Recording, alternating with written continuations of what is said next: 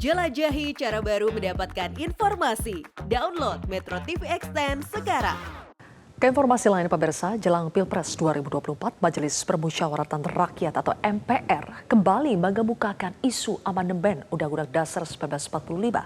Ada 5 poin rencana pembahasan, salah satunya adalah mengembalikan MPR sebagai lembaga tertinggi negara, di mana nantinya MPR dapat memilih Presiden RI, bukan rakyat. Lalu apakah amandemen akan dilakukan dalam waktu dekat ini?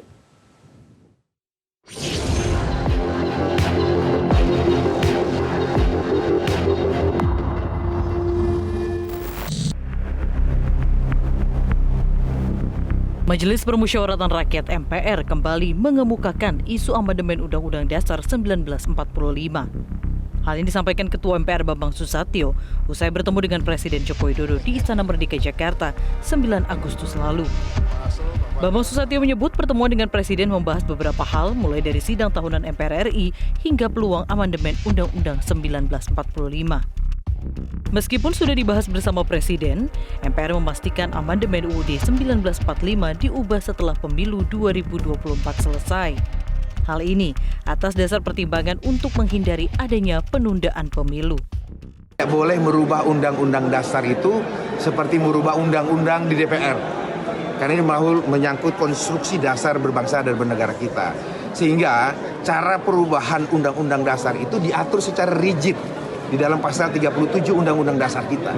Sehingga tidak bisa kita dilakukan secara sepihak oleh MPR, tetapi juga perlu mendengarkan pendapat stakeholder atau pemangku kepentingan bangsa yang lain. Ingat, agenda politik kita terdekat ini adalah pemilihan umum presiden, wakil presiden di Februari 2024, November pemilihan kepala daerah, maka menurut hemat kami dan sudah kesepakatan di unsur pimpinan MPR, sepertinya tidak akan ada agenda amandemen Undang-Undang Dasar NRI 1945 pada periode ini.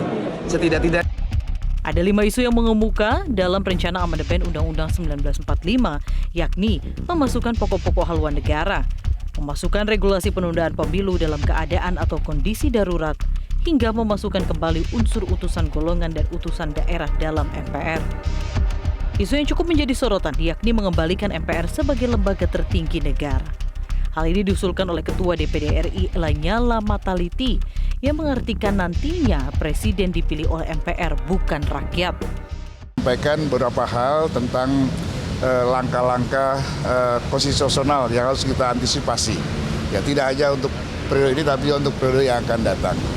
Karena kami menyadari bahwa Undang-Undang Dasar hasil amandemen keempat tersebut perlu penyempurnaan disesuaikan dengan tuntutan zaman.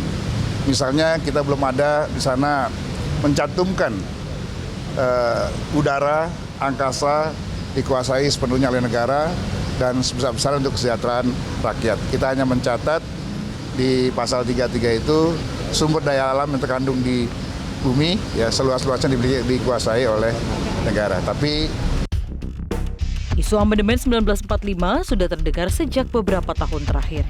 Bahkan, isu ini berhembus beriringan dengan isu penundaan pemilu yang sudah bergulir selama 3 tahun terakhir. Gerakan memperpanjang masa jabatan Presiden Joko Widodo muncul dengan dalih pandemi COVID-19 hingga pemilu serentak bisa mengganggu momentum kebangkitan ekonomi Indonesia. Namun, semua itu mental lantaran konstitusi menjamin penyelenggaraan Pilpres dilakukan tiap 5 tahun sekali.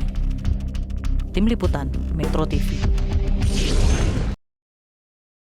Cara mudah mendapatkan informasi dengan satu sentuhan jari. Download Metro TV Extend.